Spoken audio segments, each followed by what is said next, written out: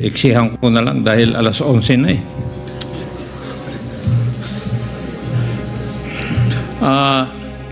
PIDEA, ang sabi po ninyo, may listahan na noong July 2016. Yes, Your Honor. Yes, and whose list was that? It is the PRRD list, Your Honor. And then, would it be safe to presume na itong listahan na ito ay galing sa CIDG? Honestly, in our deep research as to how this list came about, it is PNP CIDG Region 11 who came up with this list, Your Honor. And at that point in time, who was the head of Region 11 CIDG? If I am not mistaken, it was Commissioner Napolcom Leonardo, Your Honor. Thank you. Sinabi mo kanina, when one of my colleagues was asking you about the list, sinabi ninyo na yung listahan, idinala po sa inyo. Would that be correct? What we gathered, Your Honor, was that there was a meeting. Yes, sir. There was a meeting in Camp Crame, and our chief, the director of intelligence service then attended that meeting, and he was given a copy.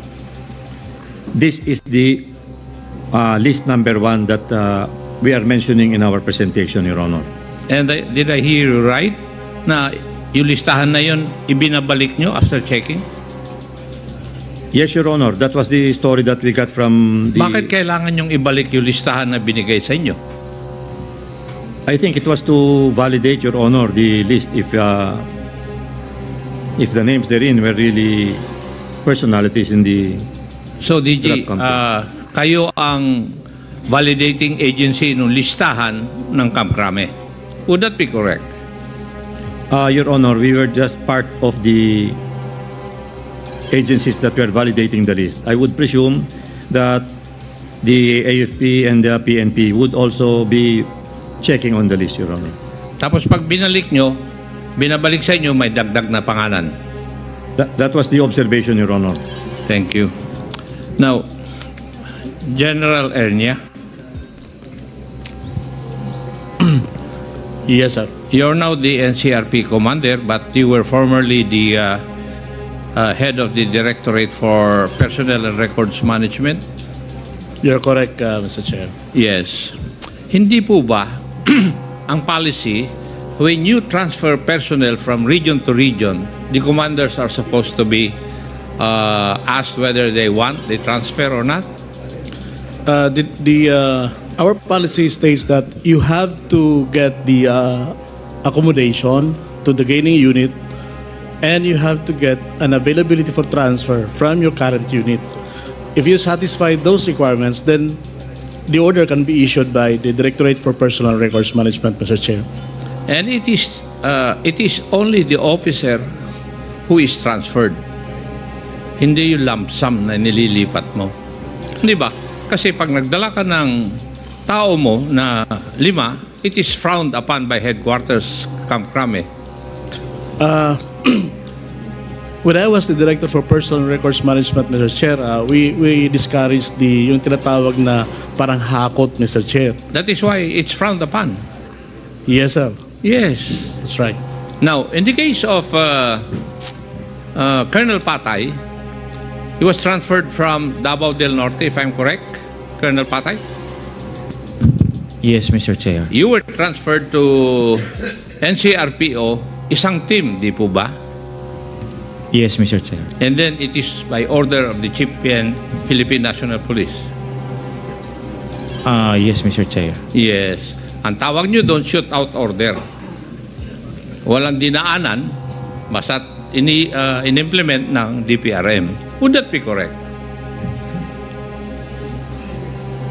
Di ba? General Ernia, ganun? Mr. Chair, there are cases that we call shoot order. And normally, it is upon guidance of, for third level, normally it's upon the guidance of the Chief PNP. That is why I said, si Colonel Patay was transferred from Davao Norte together with his team to NCRPO and eventually to be assigned Station 6 of the QCPD. Hindi ba, Colonel Patay? Yes, Mr. Chair. Yes. And then the same is true with Colonel Marcos insofar as CIDG is concerned. He was brought and assigned to Region 11 CIDG together with his team. So kung titingnan mo yung mga movements, talagang may plano. Di ba? There's a plan na ganun ang mangyayari. And maybe that is the reason why yung si Colonel Pitalio ay na-assigned sa Laguna, na-assigned sa Rizal. Now, DG Lasso, can you provide this committee the areas where extrajudicial killings involving drug or drug-related killings were rampant in this country? Pwede po ba kayong magbigay sa amin dito sa committee na ito, yung mga probinsya, mga lugar kung saan maraming drug-related killings?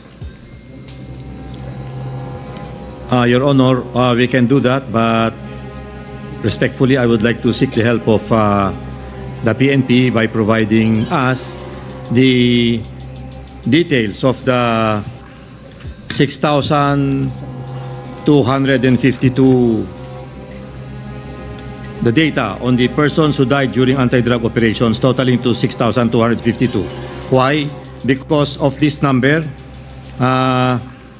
only 173 was initiated by the PIDEA and 1 was initiated by NBI. 6,085 is attributed to the PNP, Your Honor. And out of the 6,000 plus, ilan po yung high value targets, ilan yung users lang, at saka ilan yung pushers pursuant to the Tokhang operations? Your Honor, we do not have that data with us. We will try to distinguish the victims as to how they were categorized, Your Honor. Thank you.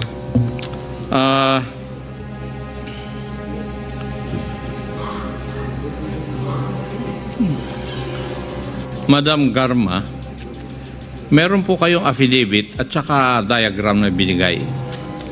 Pero tama po yung sabi nila, wala po kayo. Hindi po ba? Yes, Your Honor. Yes, Your Now, Honor. how would you know these things kung wala ka sa sistema?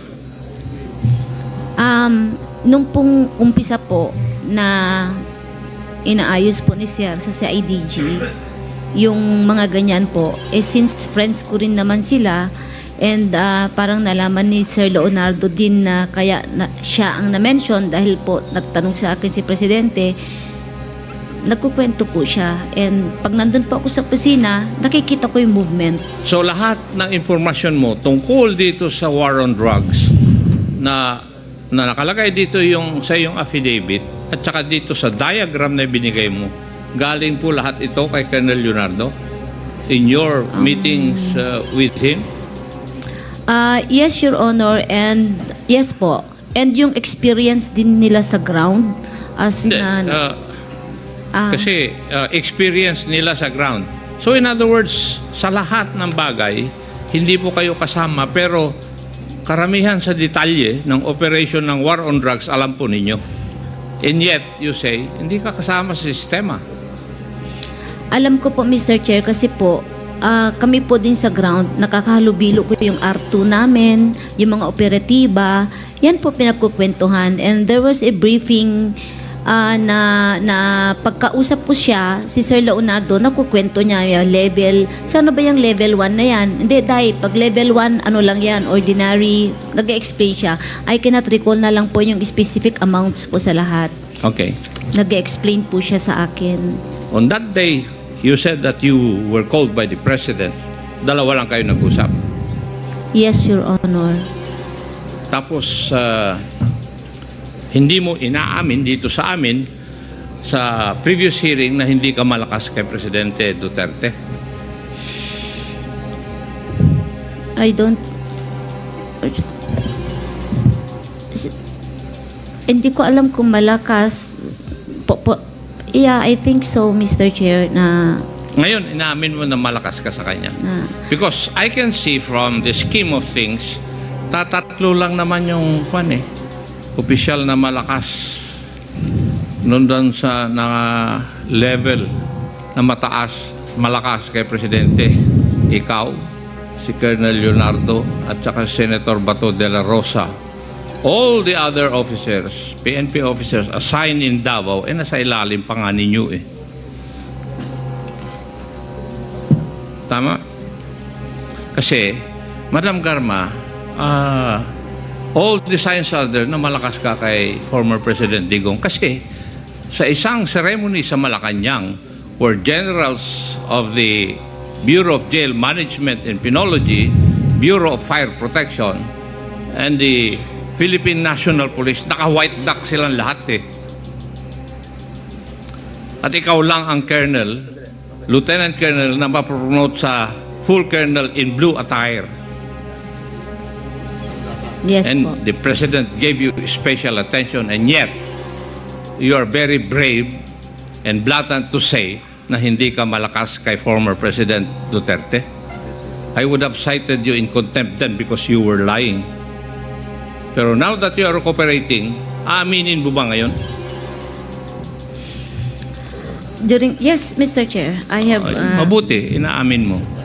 Ngayon, insofar as the question of the Honorable Fernandez is concerned, whether you have romantic ties with the President, I leave that to the imagination of the Honorable Fernandez. Hindi na ako magtatanong doon.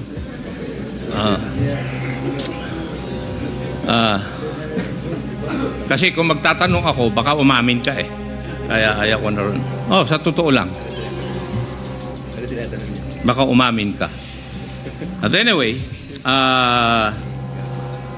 yung binanggit mo na pangalan, Romel Bactat, Rodel Serbo, Michael Palma, they were all members of CIDG. Yes, Your Honor, yes, Mr. Chair. And how did you come to know them? I was assigned with CIDG 2005 to 2008. And how So- did you know their specific assignments vis-a-vis Colonel Leonardo? Sinasabi po nila eh. Sino nagsasabi? Sila po, sir.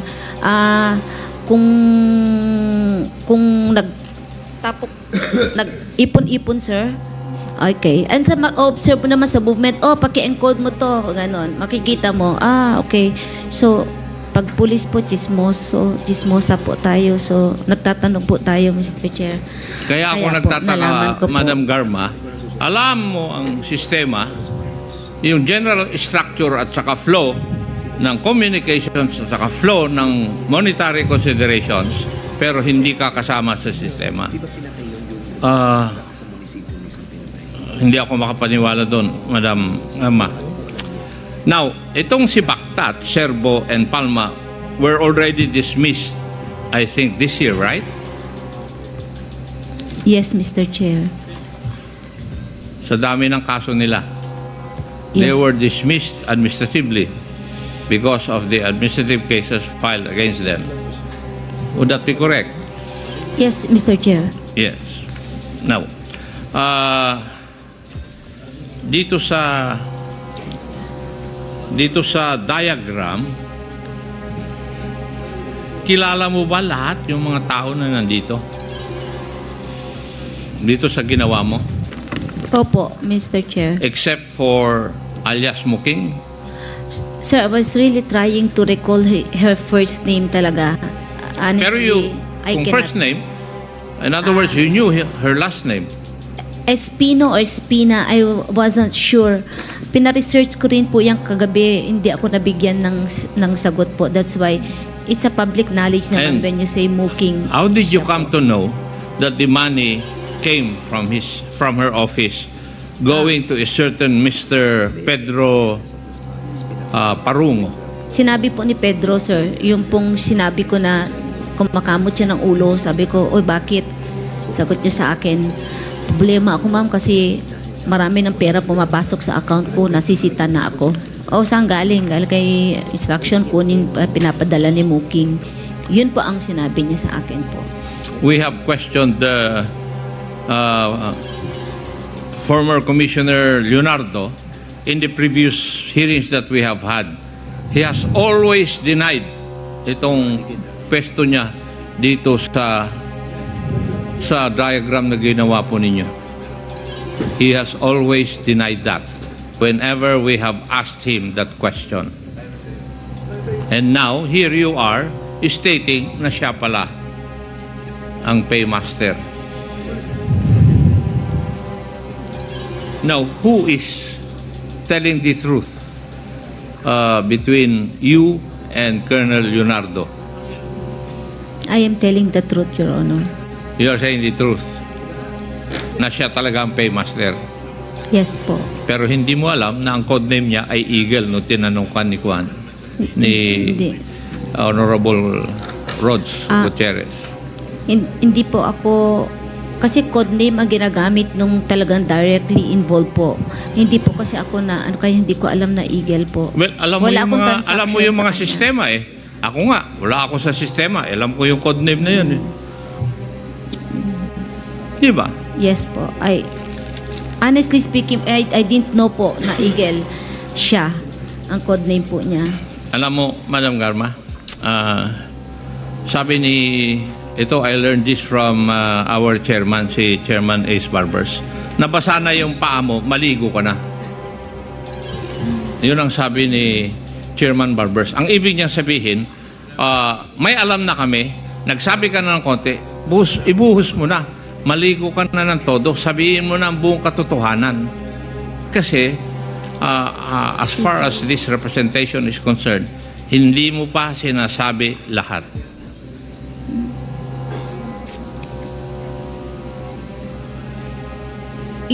Yun po sa Eagle talaga po. I cannot recall. Hindi ko po alam na siya yung Eagle. Kasi po, code ang ginagamit ng mga nasa ground, but ako I don't use Eagle. I don't know kung sinong Eagle nga po eh.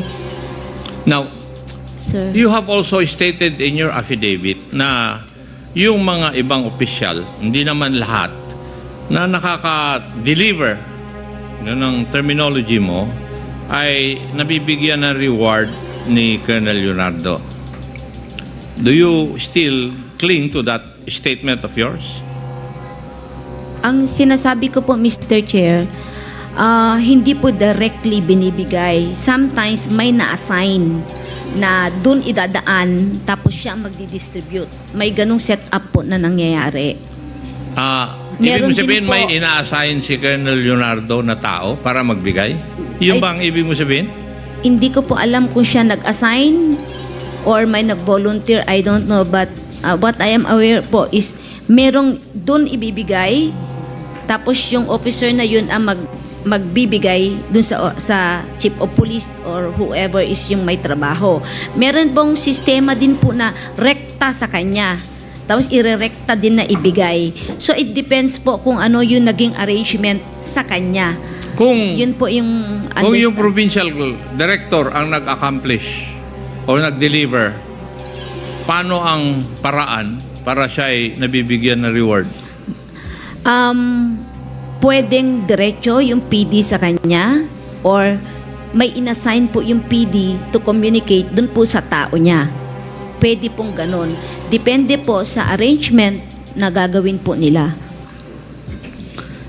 Pwede rin hindi dadaan sa regional director? Yung PD? Pwede rin po yun, Mr. Chair. Hindi, tinatanong kita. May ganun hindi pong yung pwede ang gusto kong sagot eh. Kasi yun nga yung sinabi ko, nabasa na nga yung buong paa mo, ayaw mo pang maligo eh. May ganun pong pangyayari po. Pwede po, depende po sa naging arrangement po ng officer sa ground sa kanya. Kasi ang arrangement is siya po nagde-decide eh. Would it be correct, Madam Garma, na si Colonel Leonardo was in charge basically sa mga na-assign na mga magdi-deliver sa CIDG.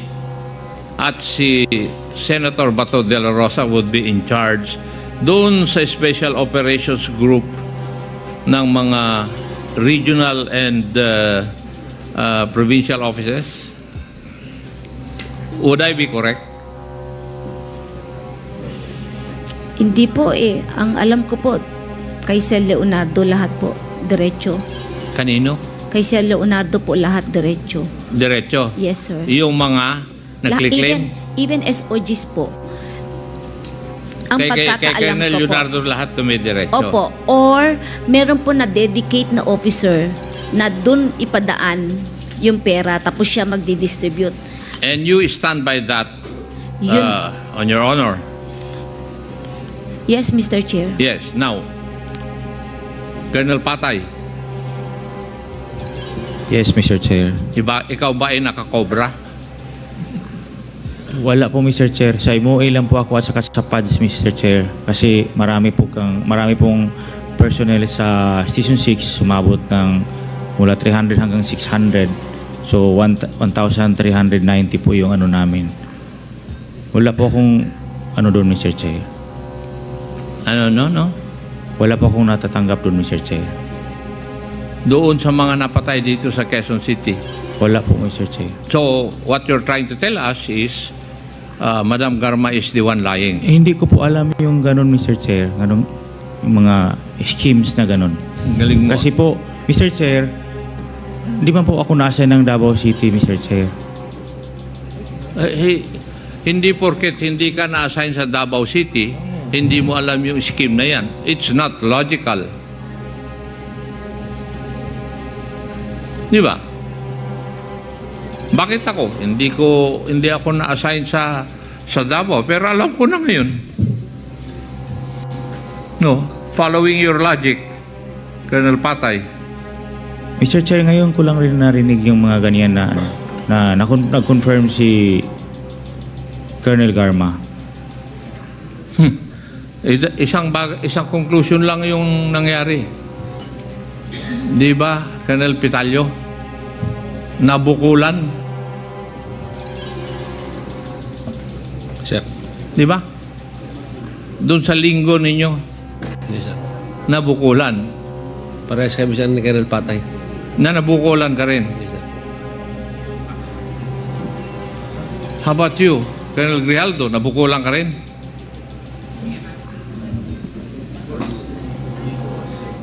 Hindi ko rin alam yung scheme na yun. Kasi kumakalat na sa inyong chat group eh.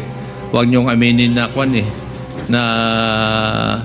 Na may reward. You know why? Bakit ganon? Kasi yung pagtatrabaho ninyo, it's no longer service for the country and people. It is service for profit. Yun ang nangyayari.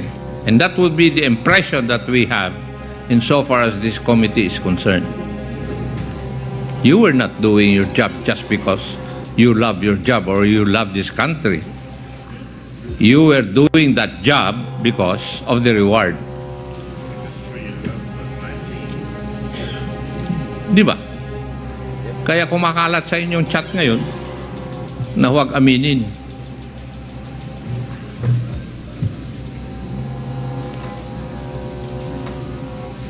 Pero mas naniniwala na ako ngayon kasi sa inyo, kay Madam Garma. Kasi at stake na yung buhay niya eh. Kayo, nandiyan pa kayo. Naka-uniforme, may baril sa tagiliran. But in the case of Madam Garma, tama yung sabi niya. Kanina. Takot na siya. Marami pong salamat, Mr. Chair.